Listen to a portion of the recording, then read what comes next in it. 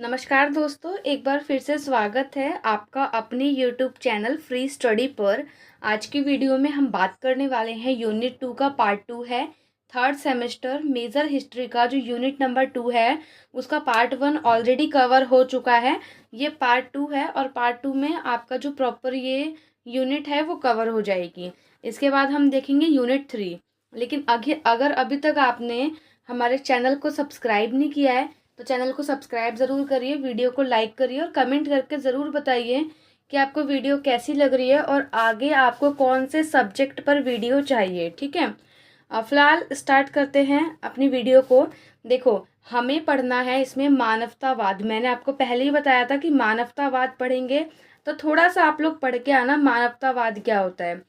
पहले तो आप ये समझो कि कोई भी ऐसा शब्द जिसके पीछे वाद लग जाए, वाद का मतलब होता है एक टाइप की विचारधारा, एक टाइप का चिंतन। तो मानवतावाद एक ऐसी विचारधारा है ना जिसमें मानव के बारे में सोचा जाता है, मनुष्य के बारे में, उसकी ज़िंदगी के बारे में, मानव की जो ज़रूरतें हैं उस पर ध्यान दिया जाता है, उसकी क्या परेशानियां हैं, कैसे हम उसको सुलझा सकते हैं, कैसे सॉल्व कर सकते हैं और कैसे मानव के जीवन को अच्छा बना सकते हैं। इन सभी चीज़ों को सोचना, या जो हम ये इन सब टॉपिक पर जो अपने विचार को प्रकट करते हैं, इसे ही कहते हैं मानवतावाद। ठीक है, एक लाइन में बताया है। अब जैसे मान लो कभी आपने कोई भी न्यूज़ सुनी होगी कि कुछ हो गया या कहीं पे कोई एक्सीडेंट हो गया, ट्रेन पलट गई या कुछ भी हो गया, मान लो कोई भी न्यूज़ अगर आप सुनते हो, ठीक है, तो उसमें आपने कोई न्यूज़ सुनी, तो न्यूज़ जब आप सुनते हो तो उसमें टीवी की क्या भूमिका होती है। टीवी से क्या होता है कि हमें जो जो बातें होती हैं सब कुछ पता लगता है कि आगे ये हुआ, इसके बाद अब ये होगा, उसके बाद अब ये होगा, है ना, कि अब इसके बाद ये हुआ, तो हमें वो सारी न्यूज़ मिल रही है। तो जो हमें न्यूज़ मिली उसमें टीवी की क्या भूमिका है। इसी प्रकार से हमें बताना है कि जो यूरोप में पुनर्जागरण चल रहा था उसमें मानवतावाद ने अपनी क्या भूमिका निभाई, यानी कि मानवतावाद का इस पर, पुनर्जागरण पर क्या प्रभाव पड़ा और किन किन क्षेत्रों पर प्रभाव पड़ा, ये हमें जानना है। तो देखो, मानवतावाद जैसे मैंने आपको बताया, सेम आप वैसे भी लिख सकते हो या बातों को घुमा फिरा के भी लिख सकते हो। आपको लिखना है मानवतावाद मध्य युग में मानवतावाद बिल्कुल भी नहीं था, यानी ये हेडिंग है, हाईलाइट करना भूल गई मैं, यहाँ से स्टार्ट है। मध्य युग में मानवतावाद बिल्कुल भी नहीं था, परंतु आधुनिक काल में मानव की ज़रूरतों पर ध्यान दिया गया, उनकी परेशानियों को समझा गया और उनके जीवन को अच्छा बनाने का प्रयास किया गया। जो ये सारे विचार है इसी को हम कहते हैं मानवतावाद। ठीक है, मानवतावाद एक विचारधारा है जो कि मानव से संबंधित है, मानव के जीवन से संबंधित है कि उसके जीवन को कैसे अच्छा बनाया जा सकता है। मानवतावाद में ईश्वर में नहीं बल्कि मानव को केंद्र में रखकर सोचा जाता है। मध्यकाल में क्या था ना, मध्यकाल के युग को अंधकार का युग कहा जाता था, क्योंकि वहाँ पे लोग बहुत ज़्यादा अंधविश्वासी हो चुके थे। वहाँ पे जो पॉलिटिकल था, यानी कि जो राजतंत्र था, और जो वहाँ पे वो मतलब ईश्वर वगैरह थे, ईश्वर मतलब वहाँ पे गॉड फादर, वो दोनों एक ही था। यानी सारी शक्तियाँ जो थी वो चर्च के हाथों में थी। जैसा चर्च बोलता था वैसे ही राजा करता था। यानी कि कहीं ना कहीं देखा जाए तो धर्म प्लस राजनीति दोनों एक ही था। ठीक है, और तभी इसे कहा गया अंधकार का युग। यहाँ पे अंधविश्वास भी बहुत था। ठीक, इसीलिए ऐसा बोला गया आधुनिक युग में कि मानवतावाद में ना ईश्वर को केंद्र में रखकर नहीं सोचना है, मानव को केंद्र में रखकर सोचना है। कोई भी फैसला अगर कोई लेता है, कोई समाज ले रहा है, कोई राज्य ले रहा है, या कोई राजा ले रहा है, कोई फादर ले रहा है, तो वो मानव को ध्यान में रखकर लेगा कि मानव पर इस पर क्या प्रभाव पड़ेगा। पुनर्जागरण की विशेषता में पहली विशेषता मानवतावाद ही है।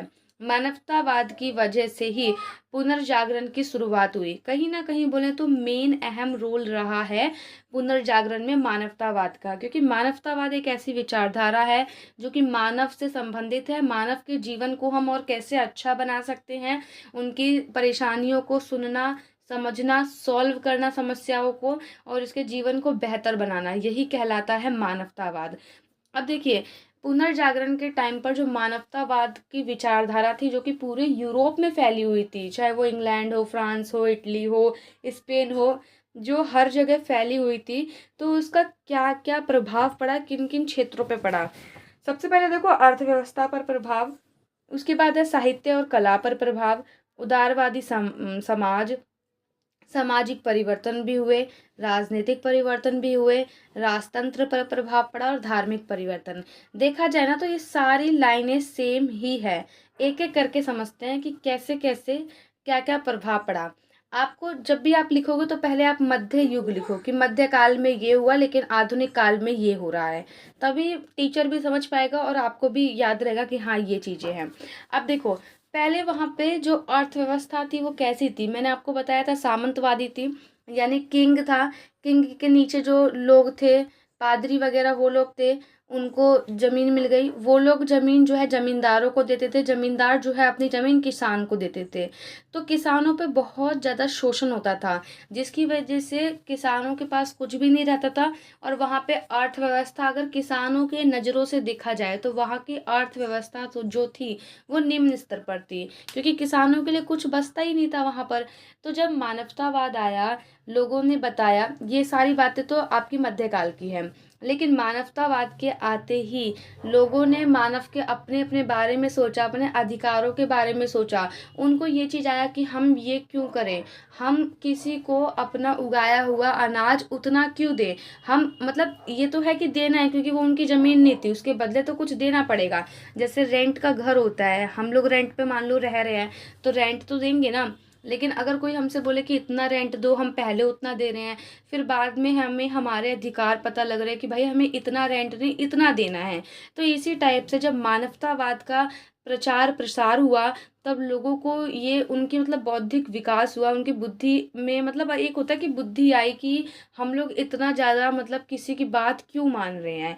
तो कहीं ना कहीं देखा जाए तो अर्थव्यवस्था पर प्रभाव पड़ा। उन्होंने डायरेक्टली मना कर दिया कि हमें हमारे अधिकार चाहिए, हम आपको इतना टैक्स पे नहीं कर सकते, इतना अनाज हम पे नहीं कर सकते, जितना अनाज हम उगा रहे हैं उसमें से इतना हिस्सा हमें चाहिए ही चाहिए। तो वो लोग भी मतलब बोलने लग गए। तो इससे क्या हुआ, उनकी जो आर्थिक स्थिति थी यानी कि अर्थव्यवस्था थी उस पर परिवर्तन देखने के लिए मिला। कब? जब मानवतावाद आया तब। पहले नहीं था, पहले तो उनको जो राजा ने बोल दिया, जो जमींदारों ने बोल दिया वो लोग वही करते थे। लेकिन मानवतावाद के आने से अर्थव्यवस्था पर, आर्थिक जो स्थिति है उस पर सुधार हुआ। ठीक है, अब आर्थिक ही समझ गए, उसके बाद आप समझो धार्मिक। ठीक है, धार्मिक में क्या हुआ, जैसे मैंने आपको पहले ही बताया कि पॉलिटिकल प्लस जो धार्मिक था यानी रिलीजन जो था वो दोनों एक ही था। मतलब जो राजा वगैरह थे ना, राजा वगैरह वहाँ के चर्च के फादर की बात मानते थे। जैसे चर्च के फादर ने बोल दिया, जैसे मान लो इस्लाम है, इस्लाम में जो वो मानते हैं तो उनकी एक पुस्तक होती है कुरान, कुरान के हिसाब से चलते हैं वो लोग प्रॉपर। तो ऐसे ही जो उस टाइम पर था वहाँ पे यूरोप में धर्म धर्म को लेकर, तो वहाँ पर जो था ना वो धर्म और राजनीति दोनों एक ही था। तो वहाँ पर जब मानवतावाद आया तब लोगों को पता लगा कि ऐसा नहीं, ऐसा होना चाहिए।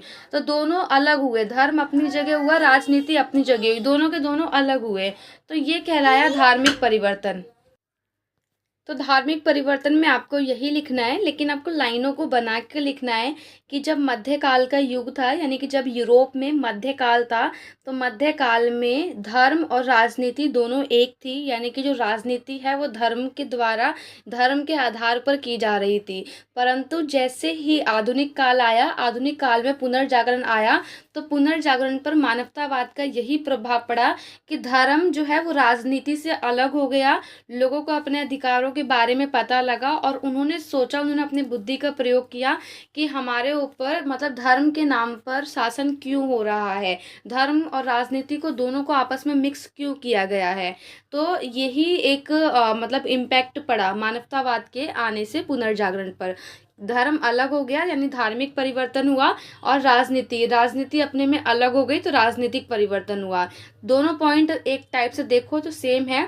सेकंड पॉइंट में भी आपको यही सेम चीज़ें लिखनी है। उसके बाद आपको लिखना है राजतंत्र पर प्रभाव। राजतंत्र पर प्रभाव ऐसे पढ़ा कि राजतंत्र का मतलब होता है राजा का तंत्र। वो एक मतलब वैसा था कि पिता के बाद बेटा, बेटे के बाद उसका बेटा, उत्तराधिकारी टाइप का था, जिसे हम वंश के आधार पर बोलते हैं। तो जब मानवतावाद आया, उसमें लोगों को अपने अधिकारों के बारे में पता लगा। फिर उन्होंने भी ये सोचा कि हमारे ऊपर मतलब राजतंत्र क्यों हो रहा है। पहले तो हमारे ऊपर धार्मिक ये मतलब धर्मतंत्र हो रहा था, एक टाइप से देखा जाए तो धर्मतंत्र यानी धर्म की राजनीति हो रही थी। लेकिन हमारे ऊपर राजतंत्र भी क्यों हो रहा है? जो मतलब ऐसे लोग जो उसके राजा के पद के लायक भी नहीं है, वो भी राजा बन रहे हैं, ऐसा क्यों हो रहा है? ठीक है। तो इससे क्या है कि राजतंत्र पर भी प्रभाव पड़ा। फिर राजतंत्र का वहाँ पे ख़त्म हुआ, जो राजा का बेटा ही राजा बनेगा, जो ये वाली कंडीशन थी, ये सिचुएशन थी। तो मानवतावाद के आने से ये चीज़ें भी वहाँ पे ख़त्म हुई। फिर वहाँ पे भी लोकतंत्र वगैरह की स्थापना हुई, लोगों के द्वारा शासन के लिए लोगों के द्वारा ही चुना गया। तो राजतंत्र पर और ये प्रभाव पड़ा। राजनीति धर्म से अलग हुई, धर्म राजनीति से अलग हुआ, और राजतंत्र खत्म होके वहाँ पे लोकतंत्र आया। ठीक है। और जब तीनों चीज़ों में परिवर्तन हुआ तो जाहिर सी बात है समाज ऑटोमेटिक चेंज होगा। समाज की स्थिति बदली, लोगों को मतलब अपने जो उनके अधिकार थे, उनके राइट थे, उनको पता लगा। उन्हें ये पता लगा कि हमें पढ़ना ज़रूरी है, हमें फ्रीडम चाहिए, स्वतंत्रता चाहिए, अभिव्यक्ति की आज़ादी चाहिए। तो उन्हें भी अपने अपने मतलब धर्म को मानने का वो था कि मैं इस धर्म का हूँ तो मैं इसी धर्म का मानूंगा। ऐसा नहीं है कि मैं यूरोप में रह रहा हूँ या इटली में रह रहा हूँ तो मैं खाली फादर को ही मानूंगा। आज आप देखो, लोग वहाँ पे इंडिया के लोग भी रहते हैं, दूसरे दूसरे लोग भी रहते हैं। तो समाज में भी परिवर्तन आया, लोगों की सोच में परिवर्तन आया। फिर वहाँ पे स्कूल की शिक्षा वगैरह जो है, विश्वविद्यालय जो है, वो भी अच्छे अच्छे लेवल पर किए गए। तो जब तीनों चीज़ ठीक हुई तो जाहिर सी बात है कि समाज पर ऑटोमेटिक ही परिवर्तन होगा ही होगा। उसके बाद है साहित्य और कला। साहित्य और कला पहले क्या थी कि सिर्फ साहित्य और कलाओं में राजा की बात थी, कि राजा अच्छा मतलब कि राजा की ही एक टाइप से छवि थी, राजा की ही बातें उसमें साहित्य और कला में लिखी जाती थी। लेकिन मानवतावाद के आने पर राजा के बदले मानव के चित्रण को भी साहित्य और कला के द्वारा दर्शाया गया। उनमें उसको बताया गया कि मानव के पास क्या क्या कार्य होते हैं, मानव के पास क्या क्या अधिकार हैं, उन सभी चीज़ों को, कि मानव की क्या ज़रूरतें हैं, मानव के लिए क्या क्या चीज़ें ज़रूरी हैं, क्या उनकी परेशानियां हैं, कौन उनको सॉल्व कर सकता है, इन सबको चित्रों के द्वारा यानी साहित्य और कला के द्वारा दर्शाया गया। तो आप इसमें ऐसे लिख सकते हो कि मध्यकाल में साहित्य और कला जो था सिर्फ उसमें राजा की ही बात थी, राजा की, धर्म की, राजतंत्र की। लेकिन जैसे ही आधुनिक काल में पुनर्जागरण हुआ तो पुनर्जागरण में मानवतावाद का प्रभाव साहित्य और कला पर पड़ा। साहित्य और कला में एक आम नागरिक यानी कि एक मानव की जिंदगी के बारे में वहाँ पर साहित्य और कला के द्वारा प्रचार प्रसार हुआ। तो ये कुछ पॉइंट है। और उदारवादी समाज भी, मतलब कि उदारवादी समाज का मतलब ये होता है कि जैसे जिसने बोल दिया वैसे मान लिया, लचीलापन। तो उदारवादी समाज की भी वहाँ पे स्थापना हुई, यानी कि एक विचार दूसरे विचार तक पहुँचे, मतलब एक इंसान के विचार दूसरे तक पहुँचे, गांव के हर कोने कोने में, हर गली में, हर मतलब यूरोप के पूरे देश में ये चीज़ें, मानवतावाद का प्रभाव पड़ा और वहाँ पे एक उदारवादी समाज की स्थापना हुई, सामाजिक परिवर्तन हुआ, धर्म राजनीति से अलग हुआ, राजनीति धर्म से अलग हुई, राजतंत्र का खात्मा हुआ और वहाँ पे लोकतंत्र की स्थापना हुई। अर्थव्यवस्था पर भी काफ़ी अच्छा प्रभाव पड़ा और साहित्य और कला में मानव की ज़रूरतों और मानव के अधिकारों के बारे में दर्शाया गया। तो यही कुछ लाइनें हैं जो आपको बना के लिखनी है। तो देखिए, इन सभी क्षेत्रों पर मानवतावाद का प्रभाव पड़ा और मानवतावाद ने पुनर्जागरण को और मजबूत किया। अब ये तो हमारा मानवतावाद यहाँ पे क्लियर, बिल्कुल ख़त्म। उसके बाद आपको ये बताना है कि इटली में जो पुनर्जागरण हुआ और जो यूरोप में जो पुनर्जागरण हुआ, दोनों में क्या डिफरेंस था, दोनों में क्या भिन्नता थी। लेकिन भिन्नता यानी कि डिफरेंस बताने से पहले आपको ये पता होना चाहिए कि यूरोप के और कौन कौन से देशों में हुआ। सबसे पहले देखो जर्मनी में हुआ, नहीं मतलब कहने का मतलब ये है कि जर्मनी में हुआ। सबसे पहले तो आपको पता है इटली में हुआ, ठीक है। अब अगर हम यूरोप की बात करें तो सबसे पहला हम पढ़ रहे हैं यहाँ पे जर्मनी का, ठीक है। तो जो जर्मनी के छात्र छात्राएं थे, स्टूडेंट थे, वो लोग इटली के विश्वविद्यालय में पढ़ने के लिए गए थे। सबसे पहले कहाँ हुआ? इटली में हुआ। जर्मनी के छात्र छात्राएं इटली में गए पढ़ने के लिए। जब वो लोग अपने देश वापस लौटे, उन्होंने देखा कि इटली में पुनर्जागरण हो रहा है। पुनर्जागरण होने का मतलब कि साहित्य कला में लोगों के बारे में बातें हो रही है, लोग अपने बारे में बात कर रहे हैं, विचारकों के विचार फैल रहे हैं, हर जगह जगह गुट बना कर लोग बात कर रहे हैं अपने अधिकारों की। तो वहीं से जब वो लोग छात्र वापस लौटे जर्मन की ओर, तो उन्होंने अपने देश में भी जाके पुनर्जागरण यानी कि विचार वहाँ पे फैलाए जर्मनी में। उसके बाद है नीदरलैंड। नीदरलैंड में एक यात्री गया था, उस यात्री का नाम था डेसी डेसी, द है यहाँ पे, डे कर लेना। डेसिडेरियस नाम था एक यात्री का। ये जो डेसिडेरियस था, ये एक डच व्यक्ति था, जो कि इसको यात्रा करना बहुत अच्छा लगता था। तो यात्रा करते हुए ये नीदरलैंड में पहुंचा। अब जब ये इनको यात्रा का शौक है, तो पहले ये इटली गए।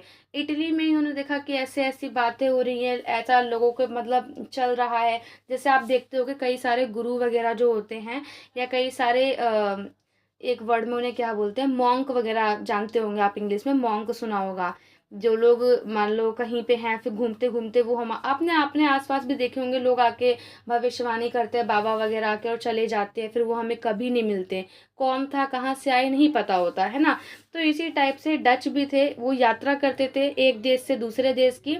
तो जब उन्होंने जर्मनी में देखा तो नीदरलैंड में वो घूमते घूमते आए, और उन्होंने नीदरलैंड में आके इटली की और जर्मनी की चीज़ों को बताया कि वहाँ पर लोगों के पास ऐसे अधिकार है, आपके पास क्यों नहीं है। एक टाइप का वहाँ पे प्रवचन दिया, कह सकते हैं ना प्रवचन, या अपने विचारों को उनके पास तक पहुँचाया और उनको उनके अधिकारों के लिए जागरूक किया। तो यहाँ पे भी नीदरलैंड में भी सेम लोगों के संग ऐसा ही हुआ। उसके बाद है फ्रांस। फ्रांस में जो पुनर्जागरण हुआ था, वो साहित्य, दर्शन और विज्ञान के क्षेत्र पर बहुत बड़े स्तर पर हुआ था। कहने का मतलब यह है कि सबसे पहले इटली में हुआ, ठीक है, और भी कई जगह पे हुआ, लेकिन फ्रांस में जो पुनर्जागरण हुआ था ना, वो विज्ञान के माध्यम से, साहित्य और दर्शन के माध्यम से बहुत ज़्यादा इन क्षेत्रों में ज़्यादा देखने के लिए मिला। उसके अलावा है स्पेन में भी ऐसा कुछ खास नहीं, लोगों ने एक दूसरे को देखा।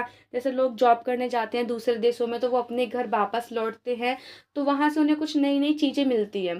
तो वही चीज़ें जाके उन्होंने अपने स्पेन में बताया कि ऐसा वहाँ पे ऐसा होता था, वहाँ पे ये था। तो लोगों का जो उससे है वो दिमाग खुला, डेवलप हुआ।